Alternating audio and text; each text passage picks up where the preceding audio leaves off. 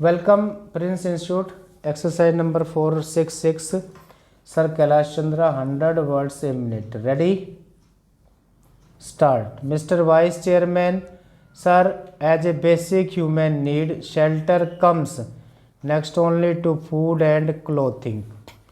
Even the early men discovered caves to seek shelter against the vagaries of nature.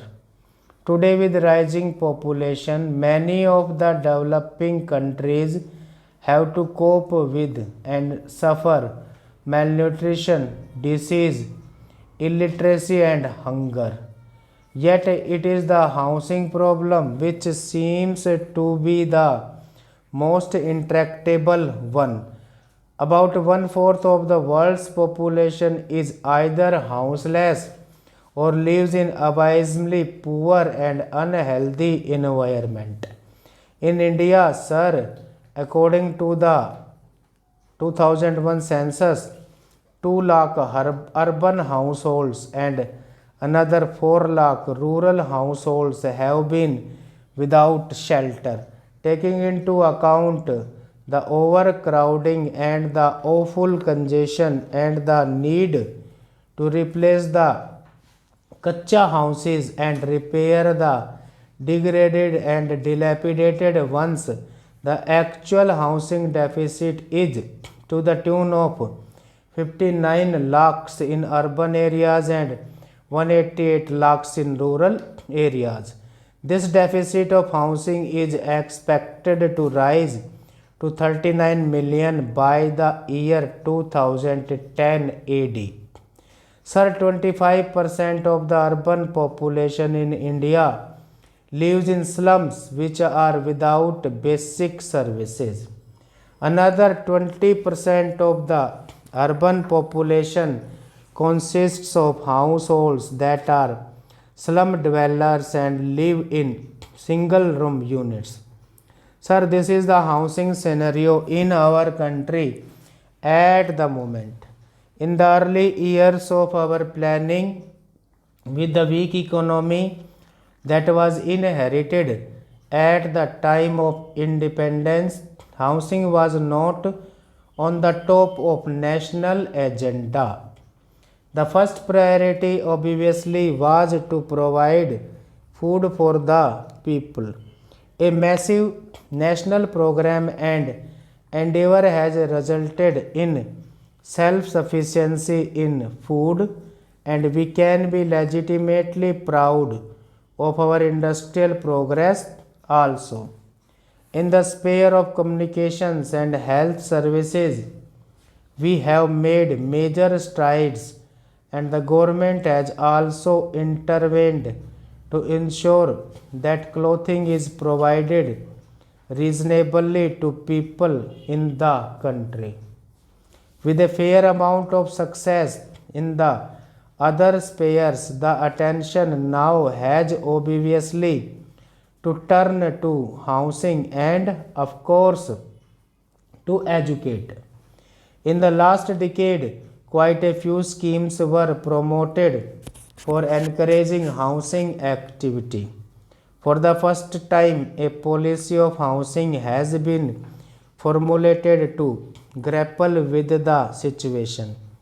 It seeks to provide affordable shelter to every citizen in the country by the turn of the 20th century. Next para. Experience has shown that housing units raised by the official agencies for the poor are too expensive, and the intended benefit does not reach the beneficiaries for whom the schemes are launched. Now, the housing policy acknowledges the imperative of bringing the prospective beneficiary to the center of development process, and it emphasizes on involving the people in the housing and development programs. This is a welcome change, a welcome shift in the strategy to combat the problem. Man has always had the instinct to build a shelter for himself. Nothing else explains the mushroom growth of slums.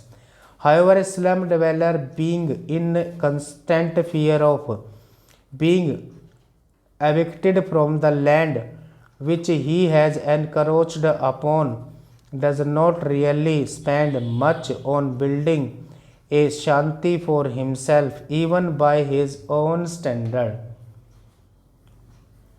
If he were to be assured of the security of tenure over that particular piece of land, and if that were not possible, if he were to be offered an alternative developed piece of land and provided with the basic services like water and sewage system, street lighting and other important amenities, and also offered some small loan on soft terms, I am sure that every household will be able to build for himself a house which would comfort to the basic minimum housing norms postulated by the housing policy. Sir, Gram Panchayats, municipal committees, and the non-governmental organization could also be associated in this national endeavor, particularly in the process of disbursement and repayment of loans,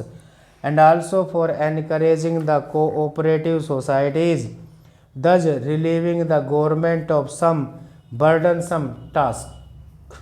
Sir, today you know that the price of land is escalating at an unimaginable rate. Big business people, big land developers, and property dealers enter the business of real estate, which leads to speculation, and this has raised the price of a small housing plot to such a high level that at least 60% of the population cannot afford even a plot of 15 square meters, which is the minimum norm fixed for housing in the urban areas by the government.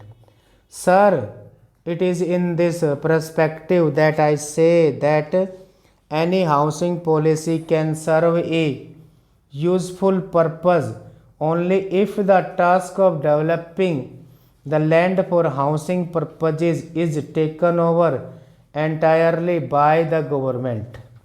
The role of private builders in contributing to the housing activity in the cities cannot be undermined. But cases are not wanting where people investing their lifelong savings in a house plot have been cheated by the property dealers.